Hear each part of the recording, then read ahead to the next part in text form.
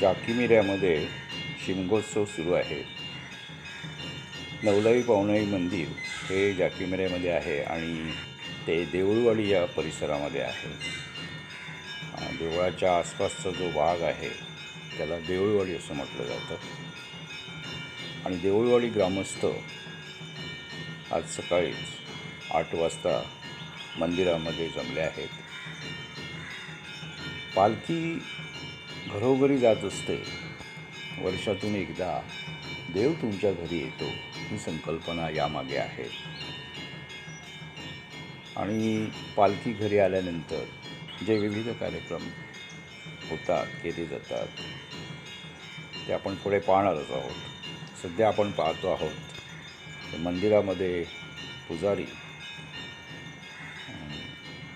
धुपारती करत आहेत आणि घंटा निनादी होत आहे.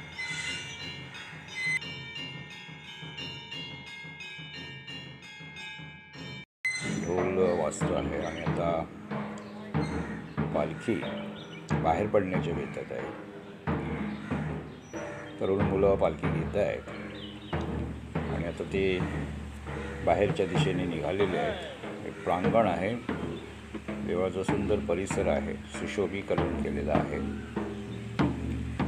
आणि निसर्ग संपन्न असा हा भाग आहे.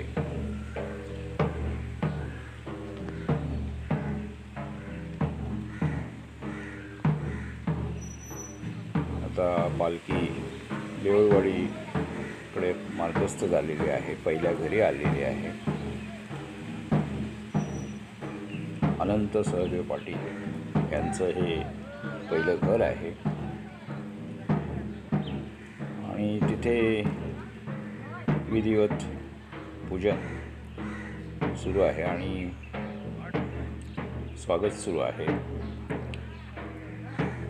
आता पालखी प्रत्यक्ष घरात घेतली जाते आहे. थोडं कठीण भाग आहे, उचलून घ्यावी लागते. आता हे घराघरातून बऱ्याच ठिकाणी हा प्रश्न आहे, पण ते नैसर्गिक आहे. जशी रचना आहे पूर्वापार घराघरांची.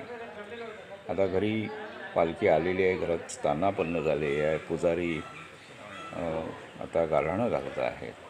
वार्षिक उपाध्याय मान्य करून घेऊन केरीशिवाय मान्य करून घ्या. त्यांच्या ज्या मनोकामनाचे परिपूर्ण करा. त्यांच्या घर कुटुंबाचे रूपादृष्टी करा. त्यांच्या नोकरी धंद्यावर जोपारी सर्वांना सुख संपूर्ण वर्षभराची त्यांची राखण रखवाली करा. सर्वांकडे सन्मान.